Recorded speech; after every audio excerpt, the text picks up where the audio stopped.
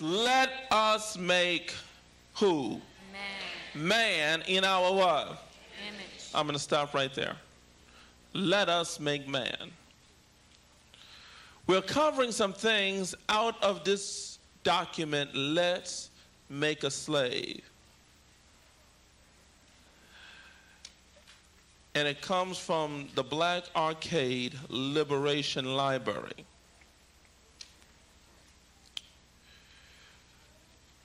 We find some very interesting things as we are dealing with our liberation. Some people find the study quite painful. I'm going to have my wife read in the beginning a quote as we begin to just do a little review for the next 18 minutes by Frederick Douglass. Read. It was interest and business of slaveholders to study human nature, and the slave nature in particular, with a view to practically results, and many of them obtained astonishing proficiency in this direction. Okay. Now, when we begin to notice this, it was the interest and business of the slaveholder to study the slave. It was their business to find out how to program the slave, how to make the slave behave. Many of us would probably have never, Christianity probably would have never became a religion if they could not find a way for it to control us. For a while, they did not even give the slave Christianity.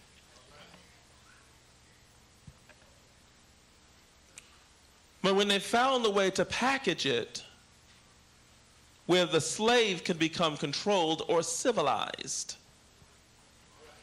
Have you ever noticed when you start acting a certain way, folks are, you're supposed to be a Christian. Amen. See, that's supposed to civilize you. Yes, yes. I thought y'all was a church. I mean, we have folks in the block here that say, I thought y'all was supposed to be a church. Amen. We have people in the building that say, we're all God-fearing people. I say, really?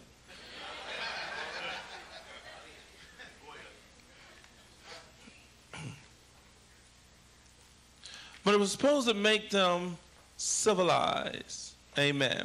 Continue on. They had to deal. They had to deal not with earth, wood, and stone, but with men. And by every regard they had for their own safety and prosperity, they had need to know the material on which they were to work. They had to study and understand the material they were working with. So they continued on in this study. Conscious of the injustice and wrong, they were every hour perpetuating and knowing what they themselves would do were they the victims of such wrong. They were constantly looking for the first sign of dread retribution. They watched, therefore, with skilled and practiced eyes and learned to read with great accuracy the state of mind and the heart of the slave through his sable face. Unusual sobriety, apparent abstraction, sullenness, and indifference, indeed any mood out of the common way, afforded ground for suspicion and inquiry. Let's Make a Slave. Read. Is a study of the scientific process of man-breaking and slave-making. Amen. This is a scientific process. This was not something that someone just one day dreamed up and just said, let's try this. This has been something that is scientifically proven. The other day, we took a test.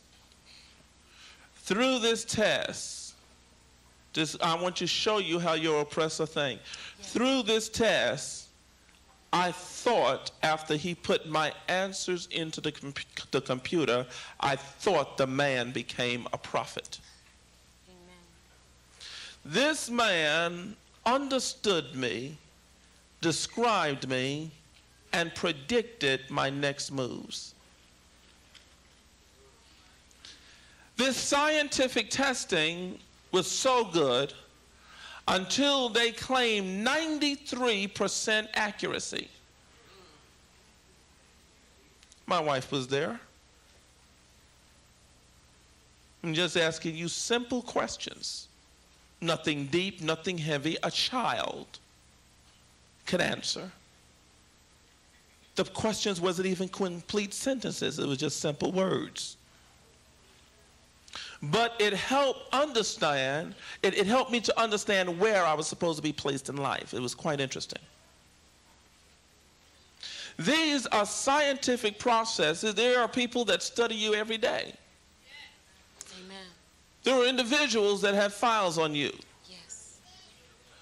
There are even agencies that when you get ready to go into sometimes secret services or CIA, you will be amazed at the dossier that they will create on you. They'll go back and tell you who your friends were in the first grade, who you went out with, how many times you went to the dentist, how many cavities you had in your mouth. You would be shocked concerning the data that has been collected concerning you.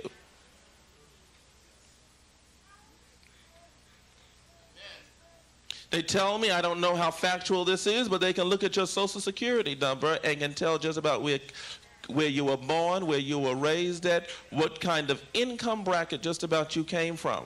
Yes. There's people that can look at your zip code and tell what your income bracket is. Amen. Can tell whether you have it or you don't. Amen. Yes. So we're talking about here how men have studied on how to make a slave.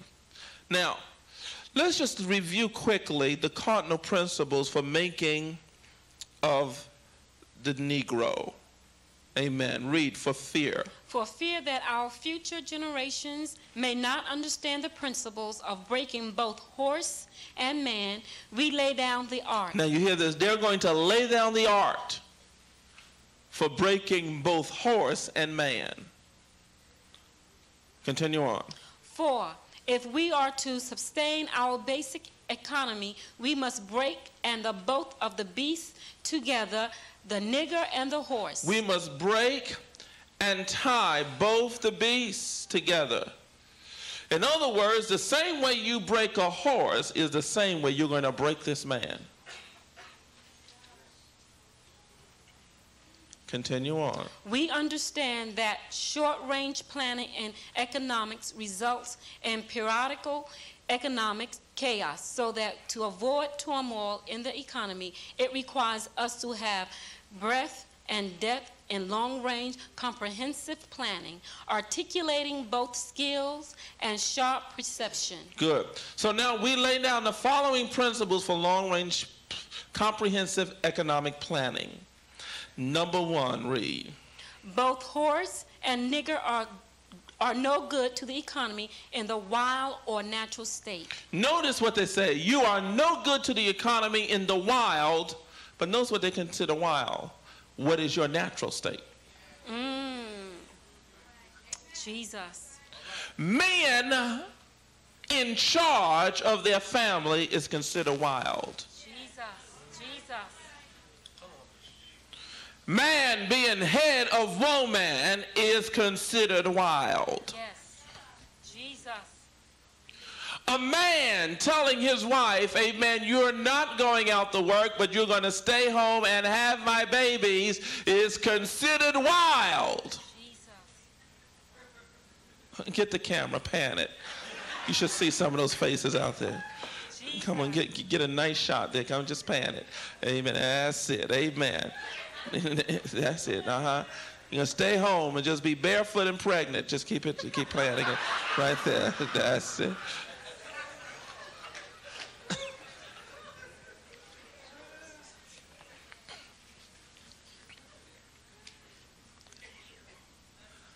But that is a blessing. Amen. Children are a blessing. Amen. So you are no good to the economy